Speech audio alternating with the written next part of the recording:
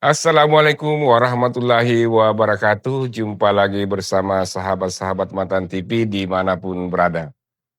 Di era algoritma ini, generasi muda dihadapkan pada masalah yang sangat amat berbahaya, yaitu tumpulnya empati dan normalisasi kekerasan.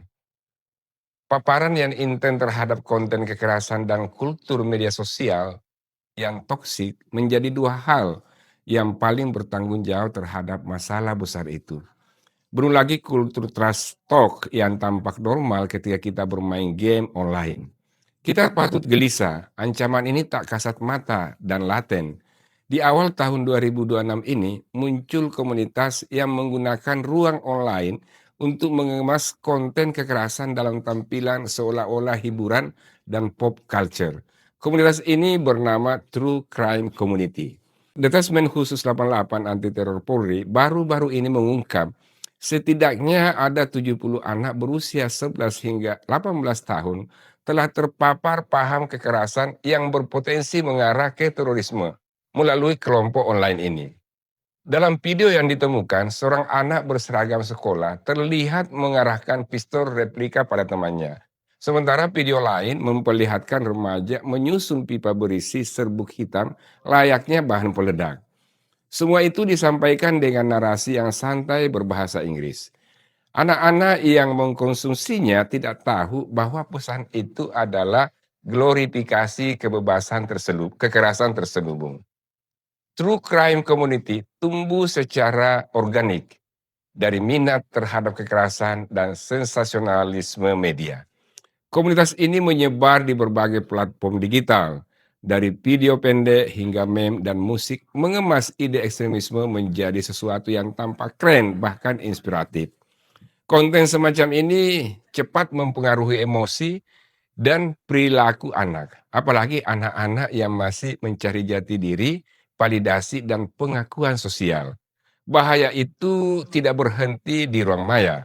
Dalam beberapa kasus, anak-anak di komunitas ini menunjukkan niat nyata, yaitu merencanakan pengeboman di sekolah, bunuh diri, dan penusukan terhadap teman dan aksi-aksi merugikan lainnya. Densus 88 menemukan bahan kimia, perangkat elektronik, hingga simbol neo-Nazi di antara barang milik mereka.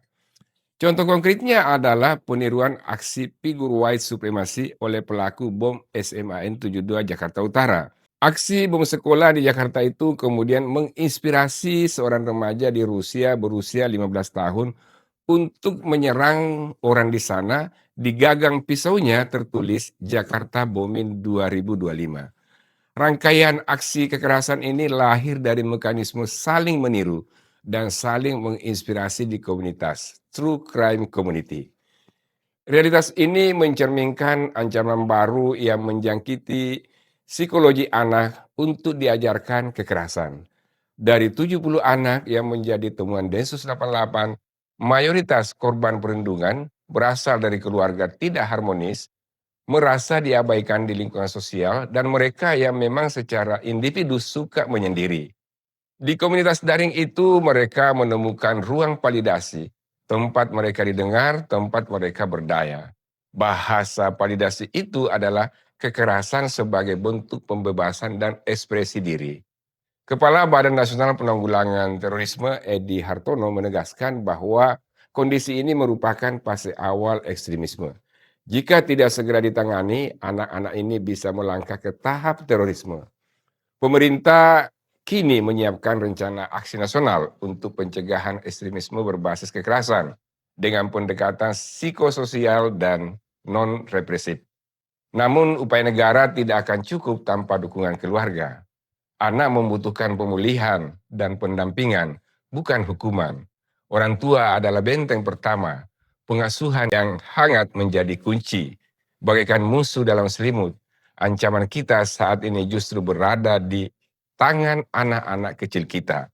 Tampak tidak berbahaya tetapi sangat mematikan. Jangan sampai tumpulnya empati dan normalisasi kekerasan menjadi identitas dan kenormalan baru bagi generasi penerus bangsa. Demikian, semoga bermanfaat bagi kita semua, terutama kepada bangsa dan negeri yang kita cintai. Wassalamualaikum warahmatullahi wabarakatuh.